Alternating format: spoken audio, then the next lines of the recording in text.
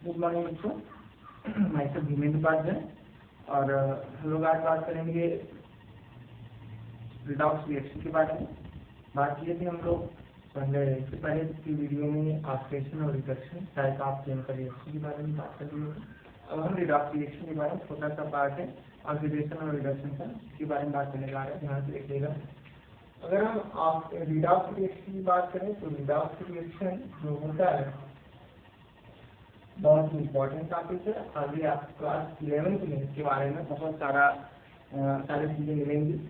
Redox reaction पढ़ने को मिलेगा। रिडॉक्स रिएक्शन में जो ऐसे किसी रिडॉक्स रिएक्शन होता है उसको बैलेंस करने के लिए आपको बताया जा रहा है कैसे उसको बैलेंस किया जा सकता है। तो ये सारी चीज़ें हैं, तो इनके बारे में हम लोग पढ़ेंगे। तो बच्चों जो आज हम लोग बात करते हैं एग्जाम्पल की, तो एग्जाम्पल क्या होता है, जैसे हमने मान लिया हमने ले लिया इसको क्या नाम है ले लिया zinc plus HCl, zinc plus HCl। और देखिए यहाँ क्या होता है कि यह कन्वर्ट होता है जिंक क्लोराइड में और हाइड्रोजन गैस। तो अब आपको बताना है कि यह रिएक्शन कैसी हुआ, और हम लोग पढ़ते चले आ रहे हैं कि इंटरमीडिएट इक्वेशन इंटरमीडिएट जो प्रोसेस होता है कैसा होता है। अगर इसको बात करें कि यह रिएक्शन कितने पार्ट में हुआ है, कितने स्टेप में हुआ है, तो हम कह सकते हैं जिंक की बात करें तो जिंक को आयनाइज फॉर्म में हम लिखना चाहें तो लिख सकते हैं जिंक 2 + 2 इलेक्ट्रॉन। ठीक है, तो HCl स्टेप सेकंड में HCl ब्रेक होगा, तो HCl को ब्रेक करेंगे, HCl को डिकम्पोज करेंगे, डिसोसिएट करेंगे, आयनाइज फॉर्म में करेंगे तो कहा जाएगा H+ और Cl-। ठीक है, अब देखिए यहाँ पे क्या होता है, यहाँ पे स्टेप थर्ड की बात करें, अब तो आयनाइज फॉर्म हो गया, अब इसको क्या करेंगे तो ऐड करेंगे। तो ऐड कैसे होगा, मान लीजिए जिंक क्लोराइड है तो जिंक 2+ है, क्लोरीन माइनस, इससे ऐड हो जाएगा। ठीक है, तो यहाँ पे चॉइस कर दो, यहाँ पे चॉइस कर दो, यहाँ पे चॉइस कर दो। क्यों हमने चॉइस किया, क्योंकि यहाँ पे बिना चॉइस किए बिना आयन सेम हुए अगर यहाँ पे 2 नहीं करते तो यहाँ पे 1 माइनस रहता है, यहाँ पे 2+ रहता है, तो ये ऐड नहीं होता। तो यहाँ पे क्या हो जाएगा जिंक क्लोराइड। ठीक है, इससे फोर्थ में क्या होता है, इससे फोर्थ में हमने बताया आपको कि H2H+ में इससे रिएक्शन करेगा 2H+ + 2 इलेक्ट्रॉन, इससे रिएक्शन करके क्या बनाएगा H2, क्या बनाएगा H2। और इसमें ध्यान से देखिएगा, इसमें देखने वाली बात यह है कि फर्स्ट स्टेप की बात करें तो यहाँ पे जिंक क्या कर रहा है, इलेक्ट्रॉन को निकाल रहा है, और इसके फोर्थ की बात करें तो यहाँ पे हाइड्रोजन इलेक्ट्रॉन को ले रहा है। तो बच्चों इस बात नोटिस किया आपने, हमने बताया था कि ऑक्सीडेशन कब होता है, जब ऑक्सीडेशन कब होता है, जब इलेक्ट्रॉन लॉस ऑफ इलेक्ट्रॉन। जबकि रिडक्शन की बात करें तो रिडक्शन में क्या होता है, गेन ऑफ इलेक्ट्रॉन। क्या होता है, gain of electron, electron gain किया जाता है, दिया जाता है। तो लॉस ऑफ इलेक्ट्रॉन कितने हो रहा है, जिंक क्या कर रहा है, इलेक्ट्रॉन को लॉस कर रहा है, निकाल रहा है। तो क्या हो गया, जिंक क्या हो गया, जिंक यहाँ पे क्या हो रहा है, ऑक्सीडेशन हो रहा है। क्या हो रहा है, ऑक्सीडेशन हो रहा है। और यहाँ पे बच्चे फोर्थ स्टेप में क्या कर रहा है, हाइड्रोजन इलेक्ट्रॉन को लेगा, तो गेन कर रहा है, तो यहाँ पे इसका क्या हो गया, रिडक्शन हो गया। और हम क्या बताना चाह रहे हैं वो देखिए, यहाँ पे देखिए इस रिएक्शन में ऑक्सीडेशन भी हो रहा है और रिडक्शन भी हो रहा है, दोनों प्रोसेस एक साथ हो रहे हैं।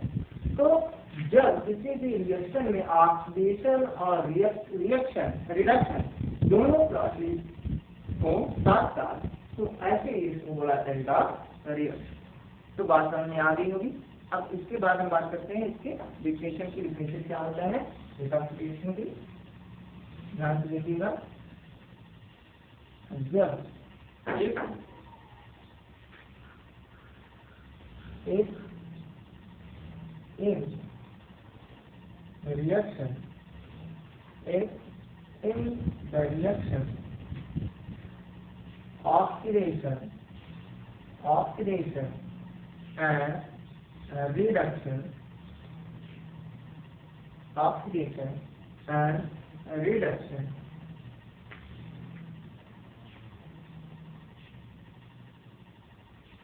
both process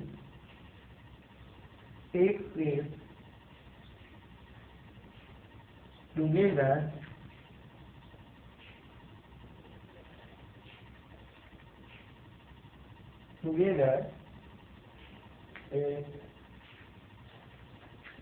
is called redox. Then this type of reaction, this type of reaction is called redox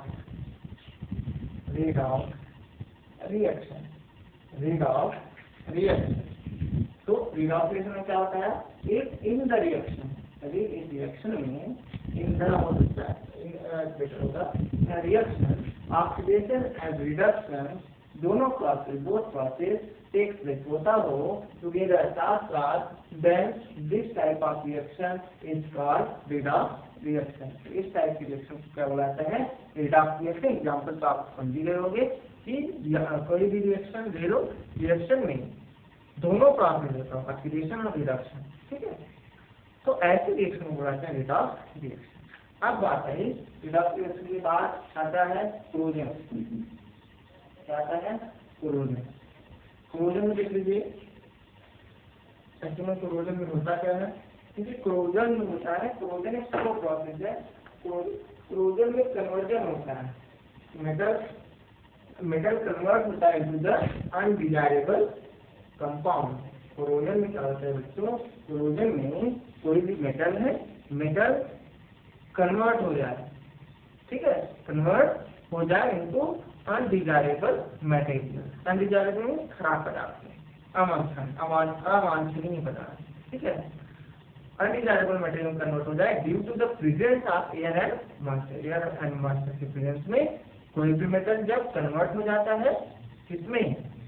undesirable material में, तो उस प्रोसेस को बोला जाता है उसको कोरोजन, ठीक है। तो इसके डिफिनेशन लिख लीजिए। डिफिनेशन क्या होता है? Process of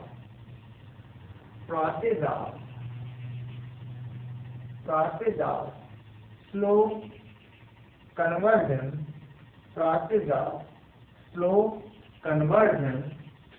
of metal, process of slow conversion of metal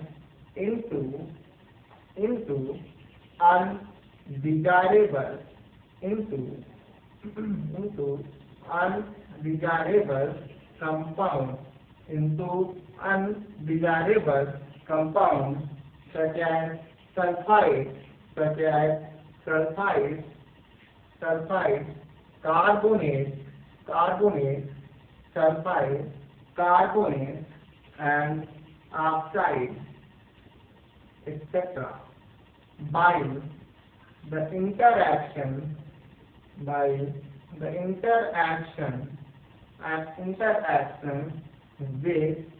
with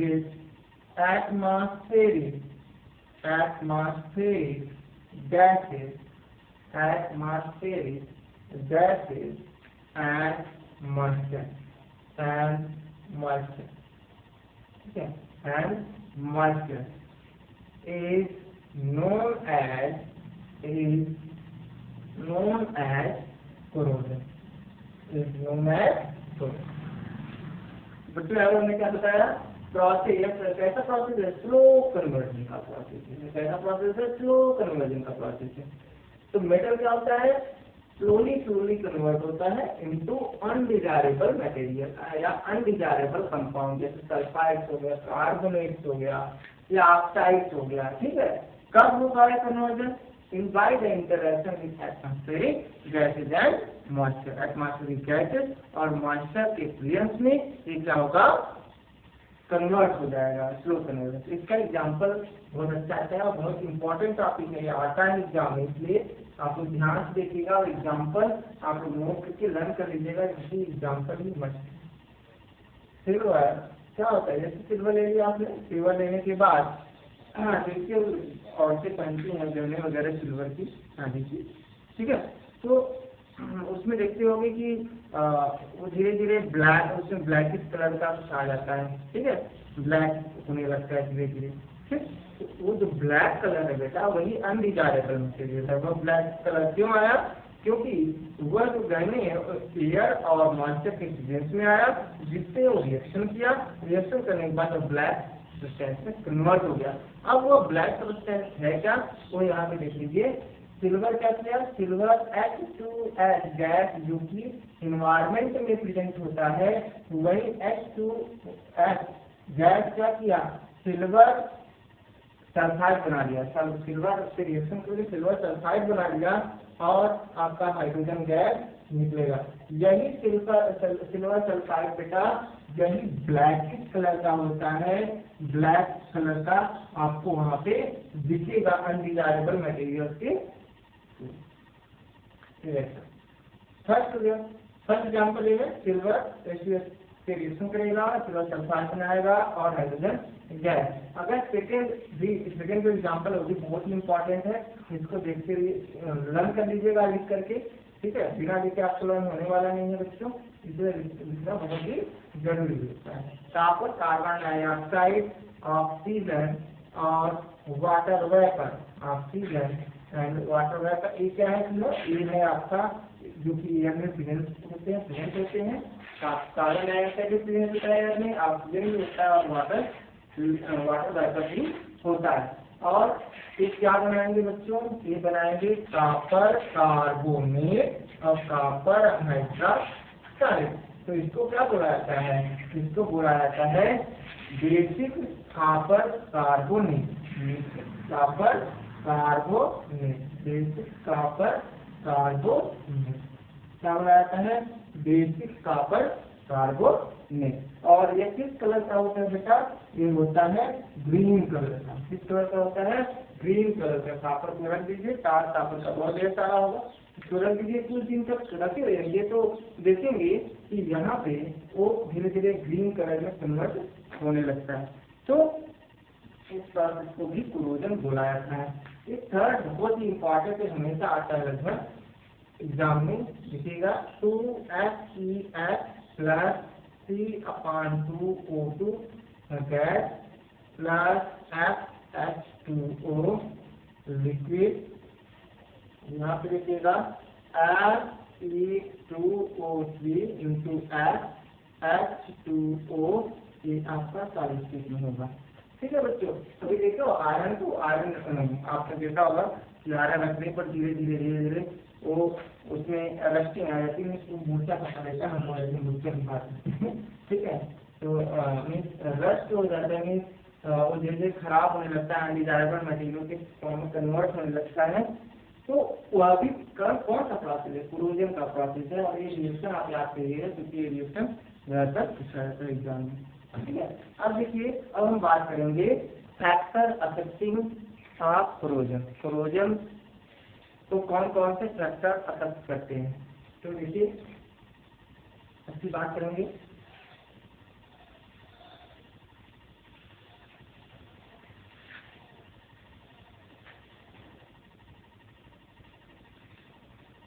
factor affecting corrosion. Factor affecting corrosion में सबसे फर्स्ट है आपका higher reactivity, higher reactivity of metal. ये बच्चों, जब मेटल की रिएक्टिविटी हाई होगी, ज्यादा होगी, तो कोरोजन बहुत जल्दी होगा। ठीक है, अब रिएक्टिविटी जिसकी कम होगी तो वहां पे कोरोजन होगा ही नहीं। जैसे गोल्ड एंड प्लैटिनम, जैसे क्या होता है? गोल्ड जिसको हम Au बोलते हैं और प्लैटिनम क्या बोलते हैं? प्लैटिनम को Pe बोलते हैं। ठीक है, तो इन दोनों दो ऐसे मेटल हैं जिसमें कोरोजन नहीं होता है। क्यों? Due to the less reactivity. ठीक है, सेकेंड है आपका presence of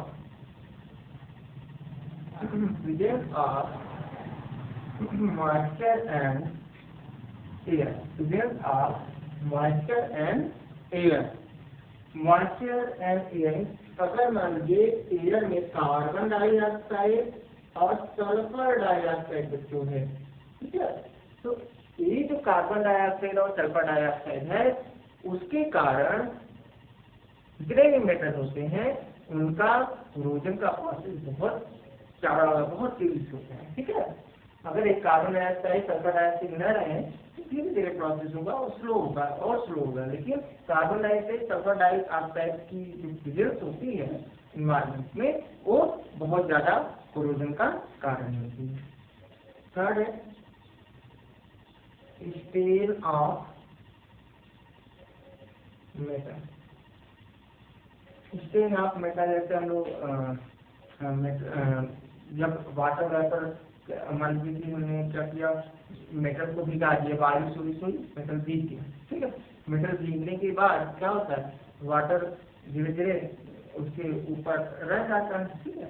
और वाटर के प्रेजेंस में क्या होता है, और धीरे धीरे कोरोजन का प्रोसेस में होने लगता है और धीरे धीरे वो रस्ट आयरन रस्ट में कन्वर्ट हो जाता है, उसमें ऊर्जा कर लेता है, ठीक। तो और उसको उससे बचने के लिए क्या करते हैं हम लोग, पेंट वगैरह कर देते हैं, हम लोग पेंट वगैरह कर देते हैं, तो उससे जो बारिश वगैरह होता है तो वो उस आयरन के कांटेक्ट में नहीं आता है, आयरन के कांटेक्ट में नहीं आता है। तो बहुत सारे प्रिवेंशन है इसके लिए, तो बहुत ज़्यादा कोरोजन का प्रोसेस है, बहुत काम करता है। हमारी जो अर्थव्यवस्था है वो बहुत धीरे धीरे, जो हम मेटल की बात करें तो मेटल इसी कारण धीरे धीरे डाउन होता चला जा रहा है, ठीक है। डाउन होने का मतलब जो जिसके पास बहुत ज्यादा मेटल है वो रखा हुआ है, पता लगा कि धीरे धीरे खराब होते होते धीरे धीरे, अगर कई साल तक है तब समझ लो खराब हो जाएगा, ठीक। तो डेली कई टन माल खराब होता है, सोचिए। तो इसके लिए हमें कुछ सावधानियां बरतनी चाहिए, ठीक है। जैसे आप एयर की कांटेक्ट वाटर वगैरह वहाँ पे ऐसी जगह तो जहाँ पे मॉइस्चर ना हो जाता है, ठीक है। तो उसका प्रोसेस कम होगा, धीमा हो जाएगा प्रोसेस, कोरोजन का प्रोसेस को हटा नहीं पाएंगे क्योंकि कितना एयर वगैरह ढकेंगे, ठीक। तो हम स्टेन करते हैं मेटल को, ठीक है, वो भी उसके भी कोरोजन का बहुत ज्यादा खर्चा कोरोजन का। अगर हम इम्प्योरिटी की बात करें, presence of impurity, presence of impurity जो होता है, अगर इम्प्योरिटी ज्यादा है तो कोरोजन ज्यादा होगा, तो इसलिए कहते हैं impurity is directly proportional to corrosion. Mean corrosion बढ़ेगा तो इम्प्योरिटी बढ़ेगी तो कोरोजन भी बढ़ेगा। फिर क्या करते हैं, प्रेजेंस ऑफ इलेक्ट्रोलाइट,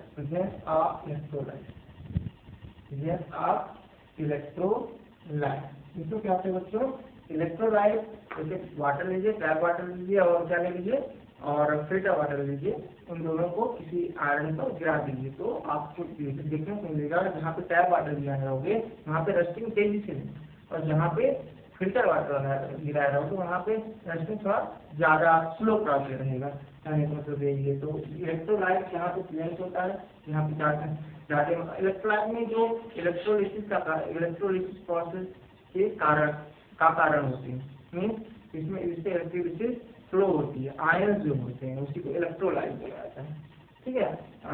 तो अगर इलेक्ट्रोलाइट की प्रेजेंस ज्यादा है, इलेक्ट्रोलाइट ज्यादा वाटर में प्रेजेंस है तो समझिए कोरोजन का प्रोसेस वहाँ पे ज्यादा होगा, ठीक है। तो कोरोजन के प्रोसेस के लिए जो आपका एयर जो पोल्यूशन है वो भी बहुत ज्यादा इफेक्ट करता है। एयर में आपका सल्फर डाइऑक्साइड, नाइट्रोजन डाइऑक्साइड है, नाइट्रोजन मोनोऑक्साइड है, ठीक है, ये सारी गैसेज हैं वहाँ पे। तो जो बारिश होती है तो वो जाके मिक्स हो जाते हैं वाटर से, और वाटर में सल्फ्यूरिक एसिड, नाइट्रिक एसिड, इन सबका फॉर्मेशन करते हैं। जब इन सबका बच्चों फॉर्मेशन होता है तो जब वही बारिश किसी मार्बल वगैरह पड़ता है वो क्या करता है, धीरे धीरे मार्बल को खराब करने लगता है, ऐसा ताजमहल में हो रहा है, तो उसी बोलते एसिड रेन। तो एसिड रेन भी कोरोजन का बहुत बड़ा कारण होता है, ठीक है। कोरोजन धीरे धीरे एसिड रेन के कारण उसमें धीरे धीरे पहले तो सारा साफ हो जाएगा, ठीक है, फिर धीरे धीरे उसमें और अनडिजायरेबल कंपाउंड का फॉर्मेशन होने लगेगा और धीरे धीरे खराब हो जाएगा। ये कोरोजन का फैक्टर था, ठीक है। ये कोरोजन आज खत्म हो गया। अब इसके बाद हम लोग रेसिपी की बात करते हैं। आज के लिए बस इतना ही। अगले वीडियो में एक्टिविटी को लेकर फिर आते हैं, उसके लिए यहाँ से पढ़ाते हैं। ठीक है, इसलिए आपको थोड़ा सा मेहनत करिए, थोड़ा सा ध्यान दीजिए। धन्यवाद।